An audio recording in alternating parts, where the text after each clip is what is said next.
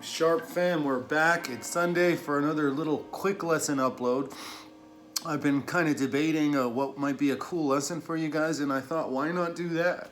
Why not demonstrate to you guys the proper way to do the jungle intro? You know, I come across a lot of players on social media and online and whatnot, and I see people doing it, and usually it's pretty good, it's pretty close. I thought, why not dial it in? Why not, break that down into a really sort of specific and a palatable way for you all to be able to do it accurately and to do it perfectly. So let's talk about it. So basically, when it opens, it rings out a little bit to kind of introduce, and especially in the live format, to kind of get the crowd on board and to give them anticipation and excitement about what's coming. You get this sort of...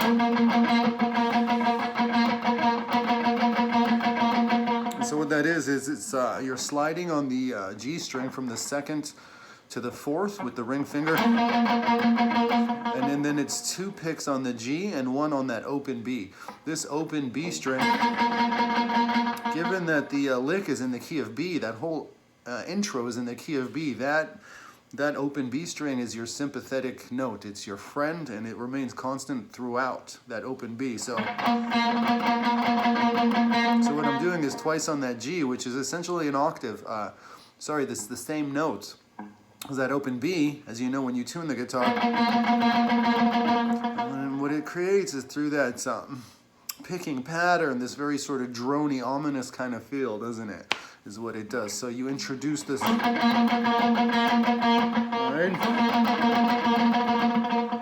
Give them a sense of anticipation, and then it's so the pattern is, think of it this way: you're counting down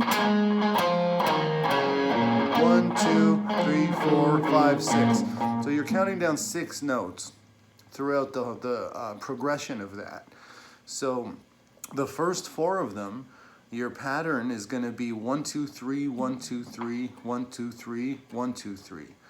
And then the last 2 notes is 1, 2, 1, 2. Let me explain how that works. 1, 2, 3, 1, 2, 3, 1, 2, 3, 1, 2, 3, 1, 1, 2, 1, 2. Let me turn it down so you can kind of 1, 2, 3. Let's see.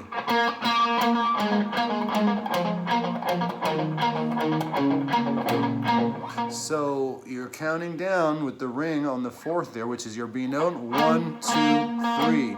So I'm picking.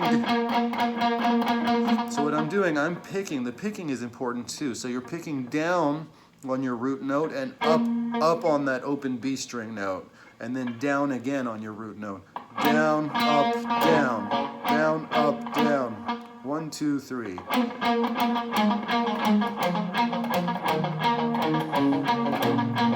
And that's it. 1, 2, 1, 1, 2, 1, 2. 1, 2, 3, 1, 2, 3, 1, 2, 3, 1, 2, 3, 1, 2, 1, 2. And then slide it up again from that second to the 4th.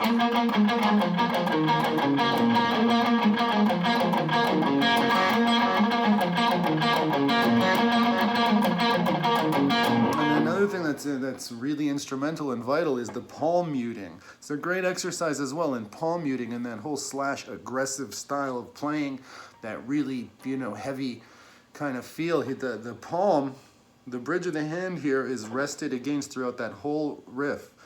the high strings, the low strings. You know, palm muting is not just for heavy metal, you know, pulling out heavy power chords. Palm muting, it works across all the strings, right? You know, what gives it that punchy, that aggressive feel is muting across. And with this particular opening, the whole thing is muted. So it's...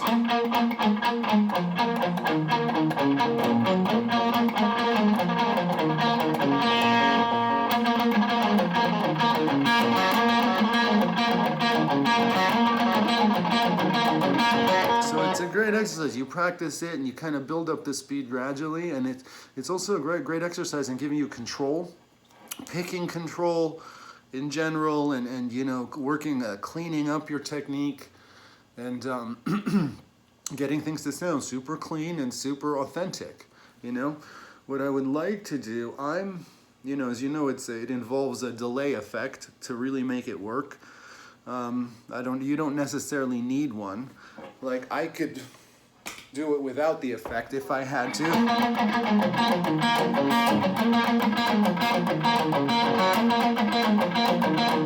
Like in a worst case scenario, if you had to perform, you didn't have it, not that big of a deal. Ultimately, it's not the end of the show. You know, you can do it. But if you guys do have effect pedals, there is sort of a mindset, or like a method to how you want to dial in your delay. You know, you want to keep the repeat volume low. You want to keep the repeat sequencing, the rate minimal, and you also want to make sure that the tempo is sympathetic to the tempo of the music. You know, basically what I'm saying is that less is more. Dial it in low and simple. Don't let the pedal overwhelm the guitar, the sound of the guitar, because otherwise it turns into a bunch of noise, indistinguishable, you know, just kind of, it's hard to decipher what's going on. Everything gets lost in the effect. So when you think of the delay effect and all your effects in general, think minimalistic, think less is more, you know? Let the guitar always command, and let the effect complement what the guitar is doing. So again, the repeat volume is low. Let me turn it back on. See, you're only hearing one, maybe two repeats happening for each note, and you have control of that on any effect. And also the volume I'm getting back of the repeat is definitely less than the guitar, about half the volume of the guitar, and that's another thing you have capacity. Also the rate that it's coming at, you want to make it sympathetic to the rhythm of the music. See, it works kind of in the tempo of the song.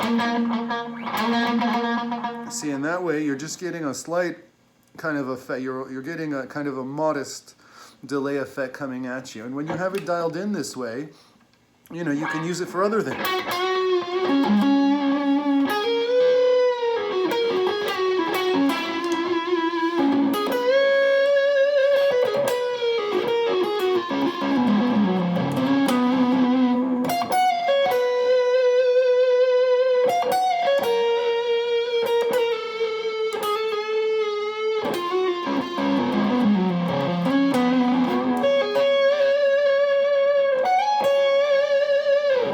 That sort of thing, where it can be a compliment, and you know, you can use it in other spots. You can just use it to enjoy.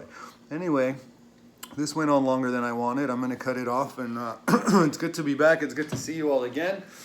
Work your jungle intro. You know, it's a great exercise, and you know, get your slash licks up. And once again, you guys all know where to find me. Instagram, G Sharp Media.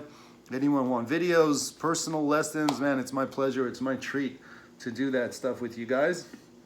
And good to be back, and you guys can count on seeing me again very soon, all right?